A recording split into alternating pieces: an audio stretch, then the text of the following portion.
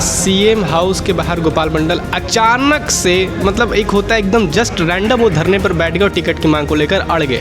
हमारे नेता हैं, वरिष्ठ नेता हैं, विधायक हैं, सिटिंग विधायक हैं, टिकट की उन्होंने इच्छा जाहिर की और हमारा गठबंधन हमारे साथी लोकतांत्रिक प्रक्रिया में विश्वास करते हैं। माननीय मुख्यमंत्री जी से आपकी बात हुई है क्या? नहीं हुई है ना? हमारी बात हुई है, मैं आपको बता देता हूँ। माननीय मुख्यमंत्री जी हमारे अभिभावक हैं और राजनीति के दो मूल मंत्र हैं, चर्चा और पर्चा।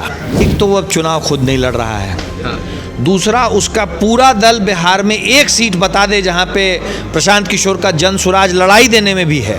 तो दावा कर रहे हैं कि 150+ सीट लाएंगे। बस यही तो बात है। जो आदमी खुद चुनाव नहीं लड़ रहा है वो 150 लोगों को जिताने की बात कर रहा है। कि दूसरों की हड्डी पे कबड्डी खेलना बहुत आसान होता है, जब खुद से कबड्डी में ताल ठोकनी पड़ती है तो हड्डियों का पता चल जाता है। प्रशांत ने घूम के देख लिया, हड्डियां चरमरा गई हैं। पैसों की खनक के आगे ये सारी बुद्धि उसकी खत्म हो जाती है। कहता है कि मैं सरस्वती की कमाता हूँ।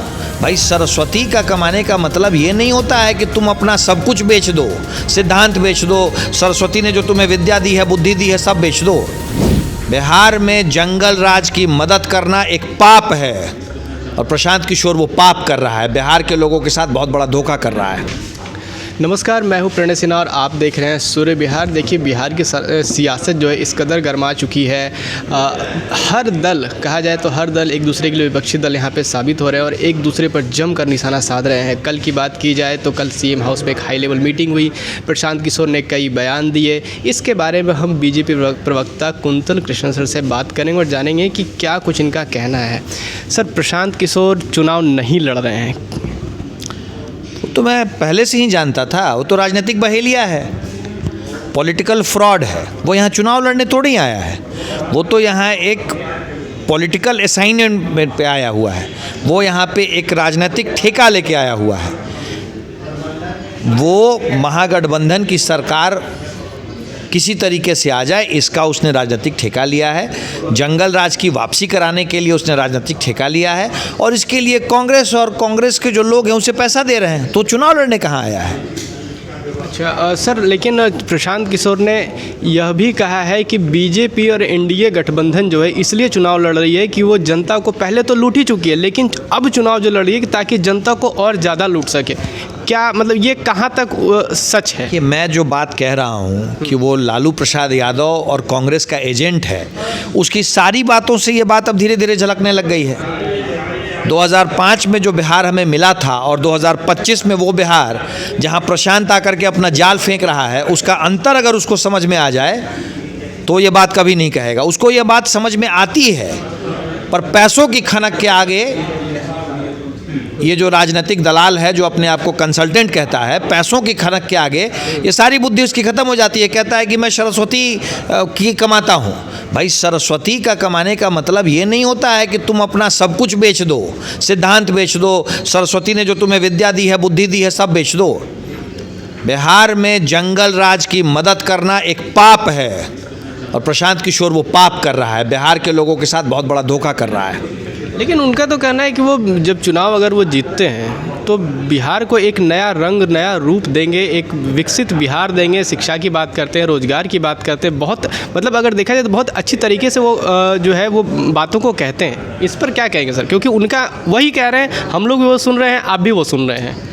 एक तो वो अब चुनाव खुद नहीं लड़ रहा है, दूसरा उसका पूरा दल बिहार में एक सीट बता दे जहाँ पे प्रशांत किशोर का जन सुराज लड़ाई देने में भी है। तो दावा कर रहे हैं कि 150+ सीट लाएंगे। बस यही तो बात है। जो आदमी खुद चुनाव नहीं लड़ रहा है वो 150 लोगों को जिताने की बात कर रहा है। भाई, दूसरों की हड्डी पे कबड्डी खेलना बहुत आसान होता है, जब खुद से कबड्डी में ताल ठोकनी पड़ती है तो हड्डियों का पता चल जाता है। प्रशांत ने घूम के देख लिया, हड्डियां चरमरा गई हैं। ये बिहार है, अच्छों को असलियत बता देता है। जी सर, दूसरा सवाल ये रहेगा कि कल सीएम हाउस के बाहर गोपाल मंडल अचानक से मतलब एक होता है एकदम जस्ट रैंडम वो धरने पर बैठ गए और टिकट की मांग को लेकर अड़ गए। इस पर क्या कुछ कहना चाहिए? भाई, वो हमारे नेता हैं, वरिष्ठ नेता हैं, विधायक हैं, सिटिंग विधायक हैं, टिकट की उन्होंने इच्छा जाहिर की और हमारा गठबंधन हमारे साथी लोकतांत्रिक प्रक्रिया में विश्वास करते हैं। उन्होंने अपनी बात कहने की धरने पे नहीं बैठे, वो मुख्यमंत्री आवास के पास थे, वो वहाँ बैठ गए, वो अपनी बात पहुँचाना चाह रहे थे अपने नेता के पास। जनता दल यूनाइटेड के लोगों ने उनकी बात सुनी और उसके बाद जो निर्णय होना है वो निर्णय उन्हें बताया। वो भी एक ईमानदार सिपाही हैं जनता दल यूनाइटेड के और एनडीए के, उन्होंने उस निर्णय को सुना और उसके बाद अब वो एनडीए को जिताने में लग गए हैं। उनके लिए भी एक ही लक्ष्य है कि फिर से 2025 में एनडीए की सरकार कैसे आए।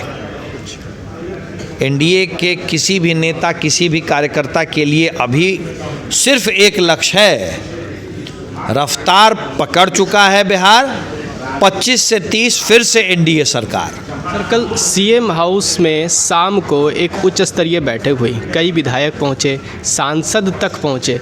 क्या कुछ बैठक हुई, क्या फैसले लिए? क्योंकि कल माहौल ये था कि सीएम नीतीश कुमार जो है नाराज़ चल रहे हैं, ये चीज़ें आपको भी पता है, तो इस पे क्या कुछ कहना चाहेंगे? क्या अंदर में जो है क्या ऐसी बातें हुई, क्या आखिर चला? बैठक करना क्या नाराज़गी की बात होती है? लेकिन जिस तरह की कल चीज़ें हुई थी उसको मद्देनज़र रखते हुए। माननीय मुख्यमंत्री जी से आपकी बात हुई है क्या? नहीं हुई है ना? तो हमारी बात हुई है, मैं आपको बता देता हूँ। माननीय मुख्यमंत्री जी हमारे अभिभावक हैं जी। और राजनीति के दो मूल मंत्र हैं, चर्चा और पर्चा। चर्चा तो होगी ही ना, चर्चा पे बैठे थे लोग। बस रिजल्ट क्या आया ये देख लेना आप। रिजल्ट ये आया कि एनडीए के उम्मीदवारों की घोषणा हो रही है। एनडीए के उम्मीदवारों की नामांकन शुरू हो गया है। एनडीए के उम्मीदवारों का, हर उम्मीदवार के नामांकन में एनडीए के सारे घटक दल मौजूद हैं। माननीय मुख्यमंत्री जी के नेतृत्व में 243 सीटें हम लड़ रहे हैं। भारतीय जनता पार्टी का हर कार्यकर्ता 243 सीटों पर लड़ रहा है। मांझी जी, चिराग जी और उपेंद्र कुशवाहा जी का एक एक कार्यकर्ता अपने नेता के नेतृत्व में 243 सीटें लड़ रहा है। तो अब ये माना जा सकता है कि नाराज़गी खत्म हो चुकी है? जो चीज़ थी ही नहीं उसके ख़त्म होने का कहाँ सवाल उठता है? अरे गार्जियन है, कभी कभी गार्जियन का नहीं हंसना भी नाराज़गी लगती है, पर वो गार्जियन कुछ सोचते रहते हैं, आगे का रिज़ल्ट कैसे आएगा इस पे वो विचार करते रहते हैं। वो नाराज़गी नहीं होती है, वो तो आशीर्वाद होता है।